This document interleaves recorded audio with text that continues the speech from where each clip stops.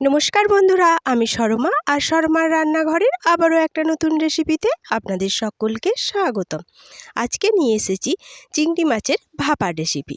চিংড়ি মাছ তো আমরা নানাভাবেই খেয়ে থাকি। চিংড়ি মাছের মালাইকারি, চিংড়ি মাছ কোনো সবজি দিয়েও রান্না করে থাকি। তবে এইভাবে চিংড়ি মাছের ভাপা তৈরি করে দেখুন, এটা কিন্তু অসম্ভব সুন্দর হয়।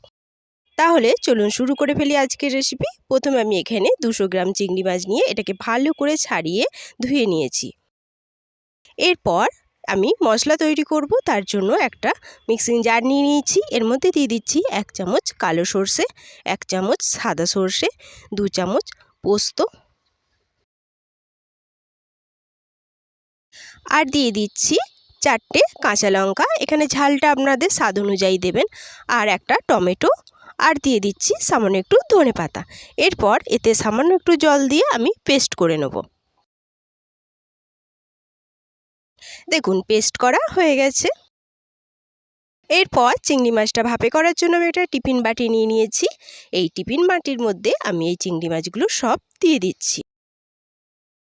এইভাবে চিংড়ি মাছের ভাপা তৈরি করতে কিন্তু খুব অল্প টাইম লাগে, আর এটা খেতেও কিন্তু খুব সুন্দর হয়। সবগুলো মাছ আমার দেওয়া হয়ে গেছে। এরপর এর মধ্যে আমি পেস্ট করা মশলাটা দিয়ে দিলাম।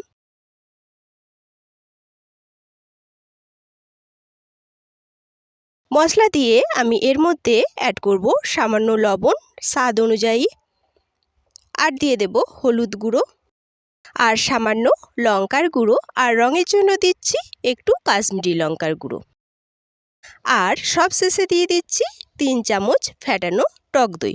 টক দই দিলে এই ভাপাটা কিন্তু খুব সুন্দর খেতে লাগে।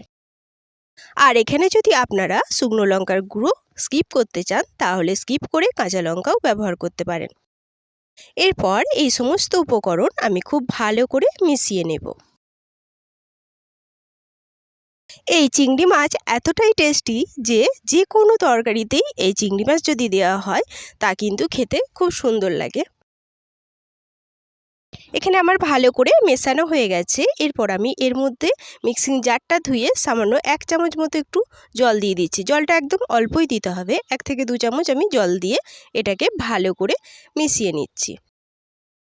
এই মেশাতে মেশাতে সকলকে আবারও মনে করিয়ে দিই, যারা আমার চ্যানেলে নতুন, প্লিজ প্লিজ প্লিজ আমার চ্যানেলটি একটু সাবস্ক্রাইব করে আমার পাশে থেকে যাবেন। দেখুন, এখানে কথায় কথায় মেশানো হয়ে গেছে। এরপর আমি ওপর দিয়ে দিচ্ছি সর্ষের তেল। যে কোনো ভাপা রেসিপিতে এই সর্ষের তেলটা কিন্তু অবশ্যই দিতে হয়। আর এই সর্ষের তেলটা কিন্তু আমি কাঁচাই ব্যবহার করছি। সর্ষের তেল দিয়ে এটাকে আবারও একটু ভালো করে মিশিয়ে নিচ্ছি নেড়ে চেড়ে।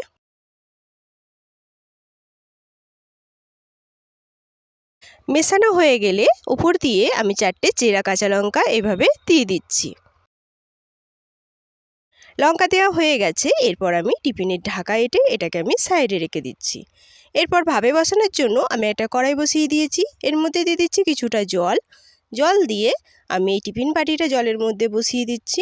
বসিয়ে এটাকে ঢেকে আমি 10 থেকে 15 মিনিট একটু মিডিয়াম আঁচে ভাপিয়ে নেব।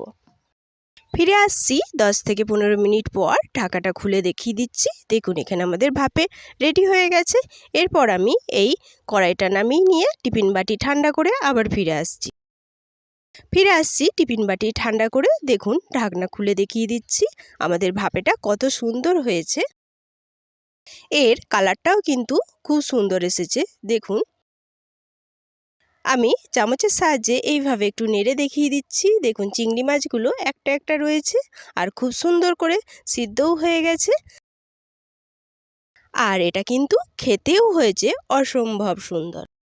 সকলের কাছে অনুরোধ রইল, আমার এই চিংড়ি মাছের রেসিপিটি একবার বাড়িতে অবশ্যই ট্রাই করে দেখুন। এটা সকলের মন কাড়বে। আর আমার রেসিপিটি কেমন লাগলো তা অবশ্যই কমেন্টে জানাতে ভুলবেন না। সকলকে অনেক অনেক ধন্যবাদ আমার পাশে থাকার জন্য।